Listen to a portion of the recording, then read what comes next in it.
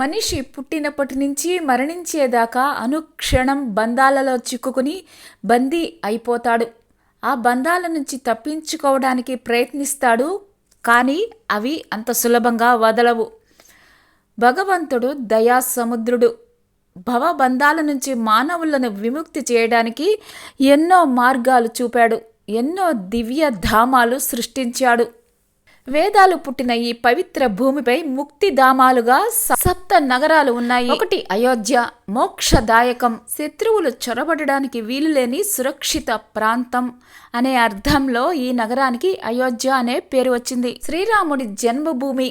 సరయూ నదీ తీరంలో వెలిసిన ఈ మోక్షధామం దర్శన మాత్రంగా జన్మను చరితార్థం చేస్తుంది. 2 మధుర పూర్ణ అవతార పురుషుడైన శ్రీకృష్ణుడు నడయాడిన పవిత్ర స్థానం. 3 మాయ. 3వ నగరం మాయ. దీనిని హరిద్వార్ అని పిలుస్తారు. విష్ణు సన్నిధికి చేర్చే ముఖద్వారం.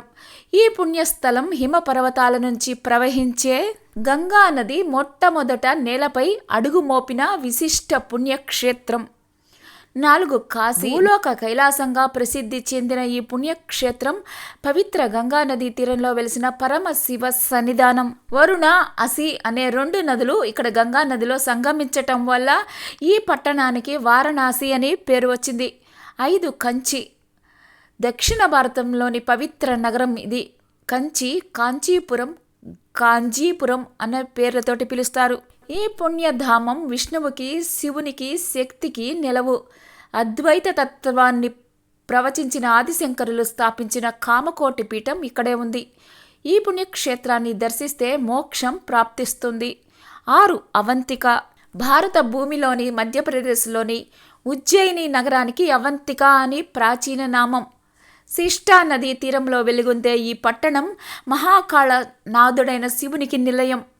12 జ్యోతిర్లింగ క్షేత్రాలలో ఒకటైన ఈ నగరాన్ని గురించి మహాకవి కాళిదాసు ఎంతో అద్భుతంగా వర్ణించాడు. ఈ క్షేత్రాన్ని దర్శిస్తే పునర్జన్మ ఉండదు. 7వ నగరం ద్వారావతి, అంటే ద్వారకా నగరం. శ్రీకృష్ణుని పాద స్పర్శతోటి పునీతమైంది ఈ దివ్యధామం.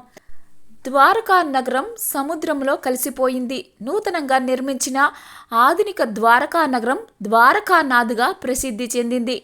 ఇక్కడ ద్వారకాధీశుడి ఆలయం ఉంది. ఈ ఆలయంలోకి స్వర్గ ద్వారం ద్వారా ప్రవేశిస్తారు. భక్తులు మోక్ష ద్వారం ద్వారా వెలుపలకు వస్తారు. ఈ కారణంగా ముక్తిదాయక నగరంగా ప్రసిద్ధి చెందింది. ఈ సప్త నగరాలను స్మరణ చేస్తే కూడా చాలా పుణ్యప్రదం.